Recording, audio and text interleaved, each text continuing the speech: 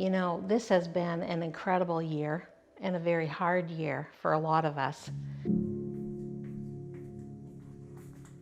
Hey, Dee. Good morning.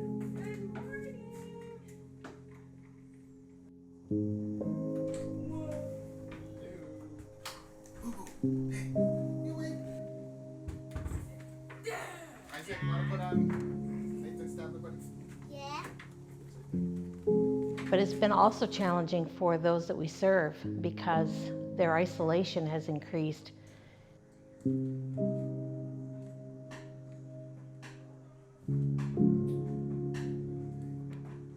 And so a lot of the ways that Johnny and friends used to do ministry is no longer possible.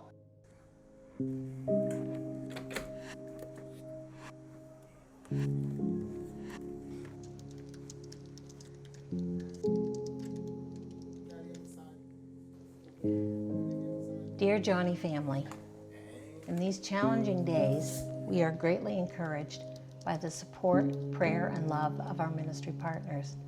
Yeah, you never do this, but I do it. Okay, there we go. Ooh, what do you think, Isaac?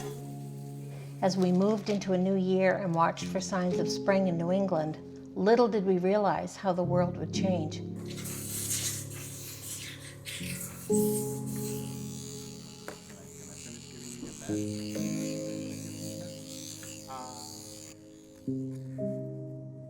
You should have seen what it's like to give you a haircut. That would have been fun. Didn't really get introduced into the ministry until this year.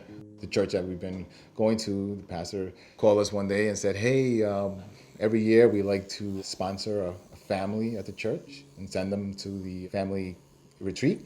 In this case, the New England family retreat. And they chose us.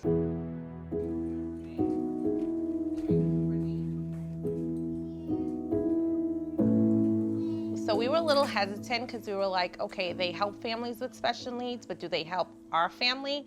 We went online and we kind of, checked them out and see what they were all about. And then we got to learn more about their mission and what they believed in. At first, it was really shocking to see that there was an organization that actually did something like this. Can you get out? Can you get out? When you're a family that has children with special needs, you feel very isolated.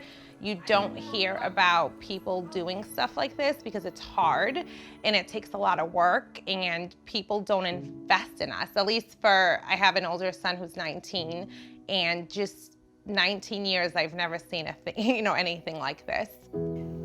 Due to the safety concerns for families and volunteers, we were pivoted toward developing a new virtual way of providing strength and encouragement to New England families living with disabilities. Family Retreat at Home. We were not originally going to attend that because we didn't know anybody. Liz Babbitt had personally called us and just to check in and see how come we hadn't signed up and just to really talk to us. And that to me was even more shocking, that somebody would actually take time out of their busy day and all the families that they serve, that they actually looked at us. We just felt that this is, what we should be doing. We could sit around and, mope around and just be sad for ourselves, or we could make the best of it. And, thankfully we did. They saw us, they saw our need. They asked so many questions. They really got to know our family, and that to me was special, because when we actually saw how many families were at the retreat, that even spoke more volumes to what they did for us, because it was like, wow, we're not the only family, and they made us feel this special. They have a heart, you can see it, and it makes us feel loved, that we're not alone. But we're excited to be a part of it. We feel like a family, even though we haven't met them, or said hi to any of them in person. Will you pray with us that we will be back together at Family Retreat in New Hampshire? And no matter what is going on in our world, that we will creatively engage with our families and churches to continue to support and equip them in finding hope in the hardship with Jesus.